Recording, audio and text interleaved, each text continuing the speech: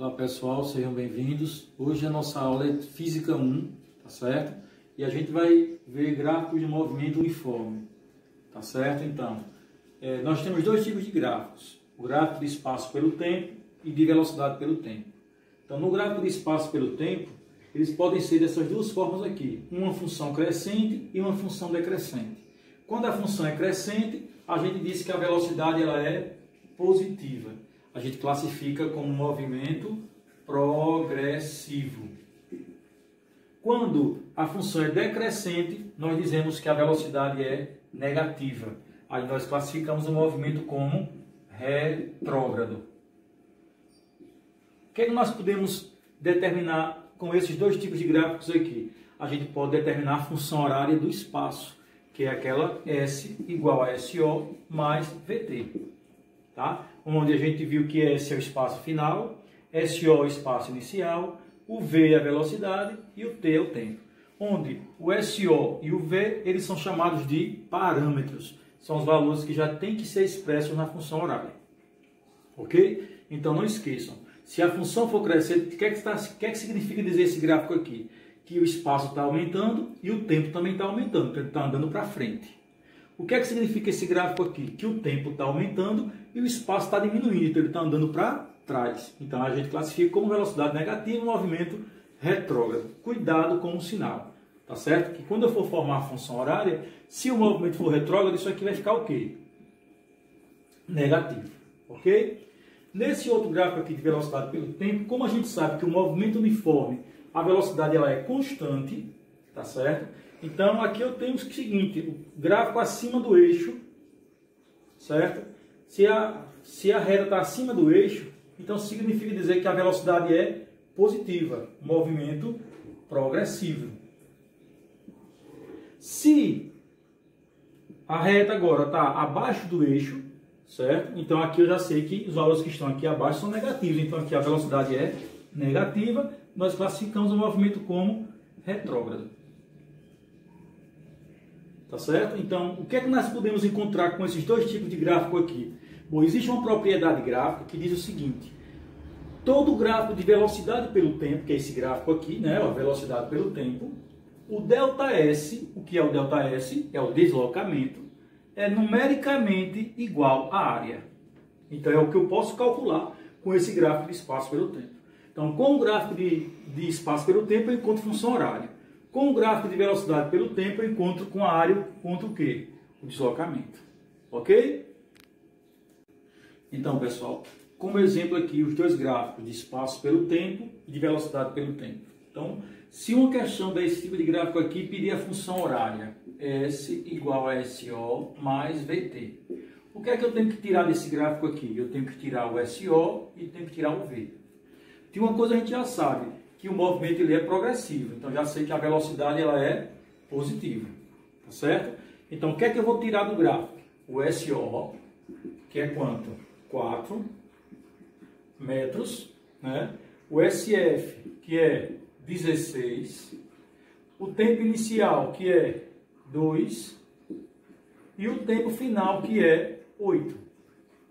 Pronto. Com esses dados que eu tirei do gráfico, eu encontro a velocidade, que é espaço final menos espaço inicial, tempo final menos tempo inicial. Tá? Então, quem é o espaço final? 16, menos quem é o inicial? 4, quem é o tempo final? 8, e quem é o tempo inicial? 2. Então, 16 menos 4, 12, dividido por 6, que vai dar 2 metros por segundo. Esse é o valor da velocidade. Aí, substituindo aqui, S igual, quem é o SO? 4. Quem é o V? 2. T. Essa é a função horária que a gente pode tirar desse gráfico. Tá certo? Então, cuidado com o sinal. Aqui eu sei que o movimento é progressivo. Então, a velocidade foi positiva. Tá certo? Então, cuidado. No eixo da ordenada, nós temos os espaços. No eixo da abscissa, nós temos os tempos. É a primeira coisa que a gente tem que identificar numa questão de gráfico, que é quais são os dados que ele está informando. Então, no eixo da ordenada, o espaço, no eixo da abscissa, o tempo. Ok? No gráfico de velocidade pelo tempo, ele já deu a velocidade. Então, o que é que a questão vai pedir aqui? A distância. deslocamento. Então, se o gráfico é velocidade pelo tempo, como é que eu vou calcular esse ΔS? Eu vou calcular pela área da figura. Que figura seria essa aqui? Eu tenho uma base de 6 e uma altura de 10, então eu tenho um retângulo. Então, a área é numericamente igual ao deslocamento. Então, a área é numericamente igual à área do triângulo, que é base vezes altura. Então, o ΔS vai ser, quem é a base? 6. Quem é a altura? 10. Então, o ΔS, 60 metros. Então, esses são os dois tipos de gráfico que a gente tem no movimento uniforme. Tá? Isso para o movimento uniforme. Espaço pelo tempo, velocidade pelo tempo. Bom, pessoal, agora vamos ver os gráficos de movimento uniformemente variado, que também são os dois tipos. Só que agora é velocidade pelo tempo, também espaço pelo tempo. Observem que no gráfico de velocidade pelo tempo, também são funções de primeiro grau. E no espaço pelo tempo, já é uma parábola. Então, aqui já é uma função do segundo grau. No gráfico de velocidade pelo tempo, se a função for crescente, a gente já disse que a aceleração é positiva.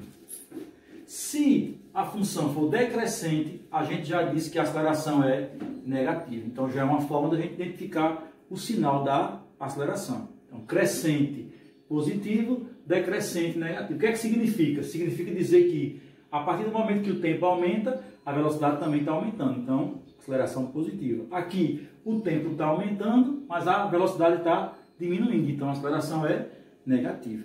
Tá certo? O que é que eu posso encontrar com esse gráfico de velocidade pelo tempo? Eu posso encontrar a função horária da velocidade, que é essa aqui. V igual a VO mais AT, onde os parâmetros são VO e o A. São os valores que eu vou ter que substituir na função horária. Tá certo? Tirada do gráfico. Já essa outra função aqui do gráfico de espaço pelo tempo, olha que no eixo da ordenada eu tenho espaço e no eixo da abscissa eu tenho tempo. Se a concavidade é voltada para cima, então significa dizer que a aceleração é positiva. Se a concavidade é voltada para baixo, significa dizer que a aceleração é negativa. Tá certo? Então, qual é a função horária que representa esse gráfico aqui? É aquela função horária do segundo grau, né? Que é a do espaço. S igual a SO mais VOT mais AT ao quadrado sobre 2. Certo? Onde os parâmetros são SO, VO e o A. São os valores que eu vou ter que tirar do gráfico para poder formar a função horária. Tá certo? Então, não esqueçam. Concavidade voltada para cima, aceleração positiva. Concavidade voltada para baixo, aceleração negativa. Tá certo? Então, se é uma parábola, representa uma função horária do segundo grau. Se é uma reta, representa uma função horária do primeiro grau. Então, o VO e o A são chamados de SO, VO e A, também chamados de parâmetros. Tá certo? Então, são os valores que eu vou ter que tirar do gráfico para poder formar a função horária. Bom, pessoal, então, como exemplo aqui, a gente tem o gráfico de velocidade pelo tempo. Tá? Se a gente observar, olha aqui onde é que está o movimento uniformemente variado. Então, já sem cálculo nenhum, já sei que a aceleração aqui vai ser negativa. Por quê? Porque o tempo aumenta e a velocidade está diminuindo, está parando. Está parando. Então, quando a velocidade final ela é menor do que a inicial, a aceleração ela vai ser negativa. Tá? Aqui expressa no gráfico. Então, o que a gente vai encontrar com esse gráfico aqui? A gente vai encontrar primeiramente a função horária da velocidade, que é essa aqui. Tá? Nós não temos aceleração. Então, como é que eu vou calcular a aceleração? A igual a VF menos VO sobre o tempo final menos o tempo inicial. Tá? Então, quem é a velocidade final? Olha que ele começou aqui, parou aqui. Velocidade final, 5, menos a inicial, 15, dividido pelo tempo final, que é 8, e o tempo inicial, que foi 4. Então, 5 menos 15, menos 10. 8 menos 4, 4. 10 dividido por 4 dá menos 2,5 metros por segundo ao quadrado. Esse é o valor da aceleração. Tá? Aí substituindo aqui, V igual, quem é o VO? 15, mais ou menos, menos 2,5t. Então essa é a função horária da velocidade para o gráfico de velocidade pelo tempo, que é esse gráfico aqui. Tá certo? Aí, a partir dessa função horária, a questão pode pedir muitas e muitas coisas. Pode pedir algum tempo, pode pedir uma velocidade, pode pedir um espaço, tá certo? A partir do momento que você formou a função horária. Então, cuidado. Função horária aqui, o gráfico decrescente, já sabe que a aceleração ela é negativa, está provado aqui. Tá certo? Agora, com relação a esse gráfico aqui de espaço pelo tempo, a gente tem que analisar agora o seguinte. Vamos analisar o gráfico desse ponto, vou chamar de A, aqui de B e aqui de C.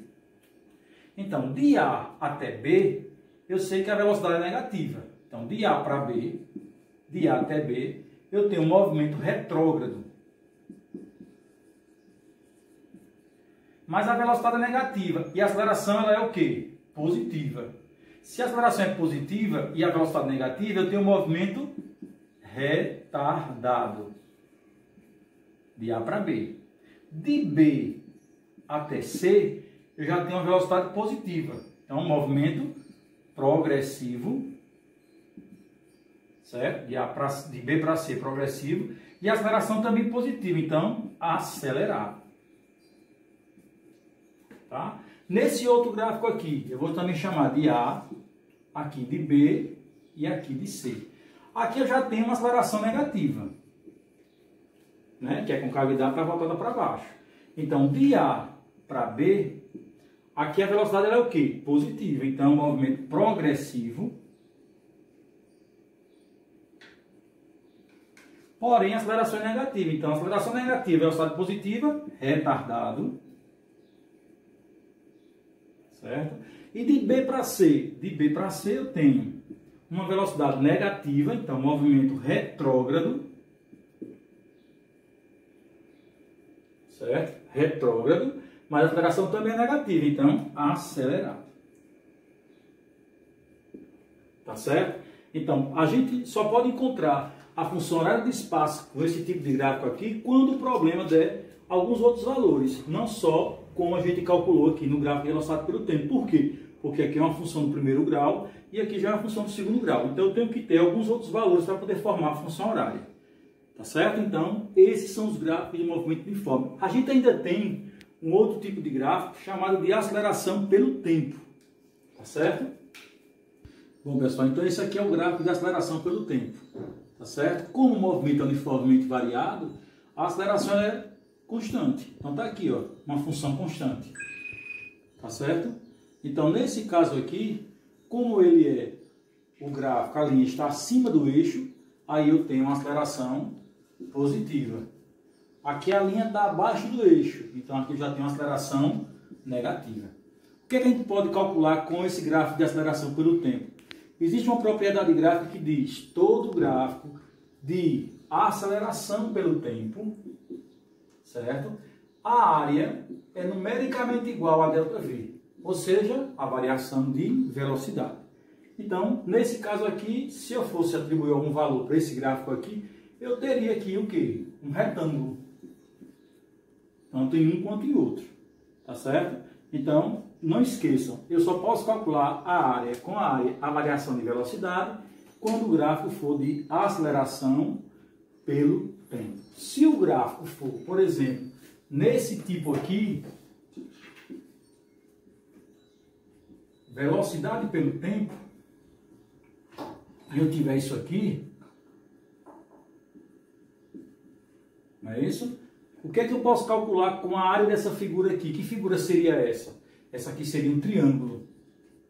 Então, com a área do triângulo, eu encontro o ΔS. Cuidado, velocidade pelo tempo com a área é ΔS.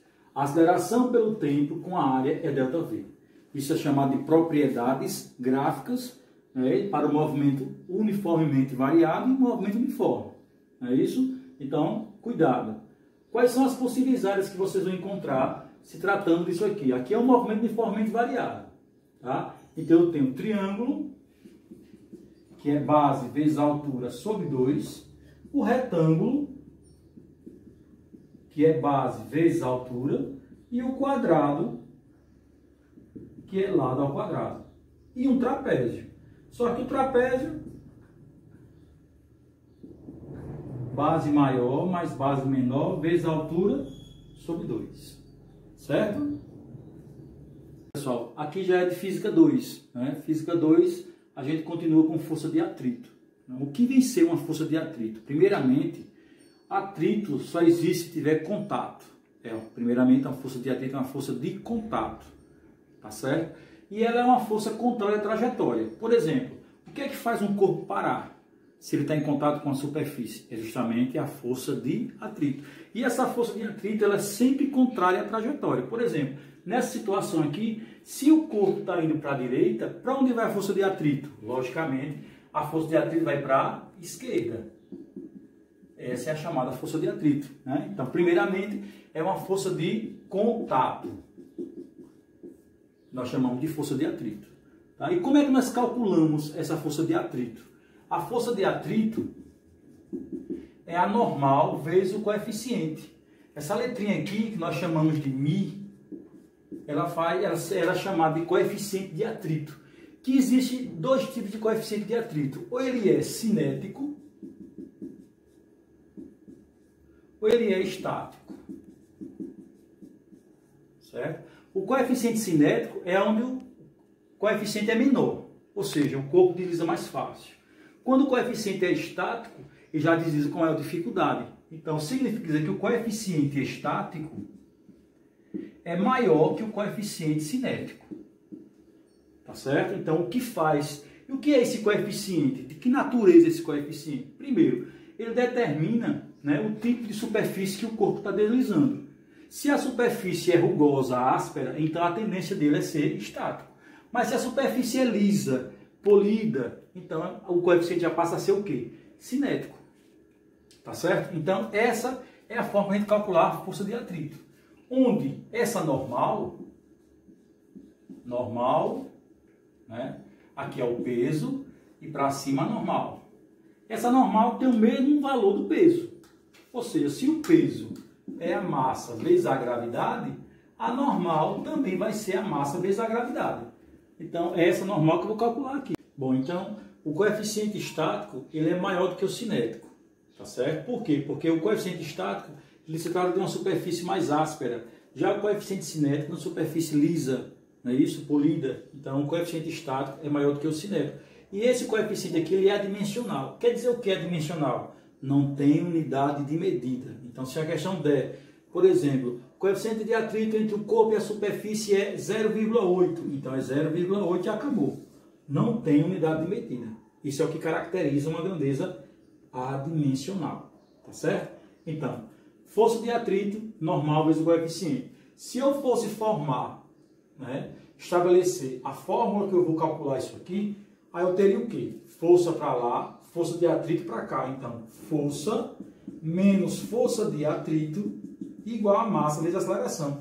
Essa é a aplicação, tá certo, da segunda lei de Newton, quando eu já insiro na questão a força de atrito. Então, lembrando, toda vez que tiver força de atrito, ela vai ficar contrária à trajetória. Então, se o corpo está se deslocando para a direita, a força de atrito vai para a esquerda. Se a força estiver para a esquerda, a força de atrito vai para a direita. E assim por diante. Ok?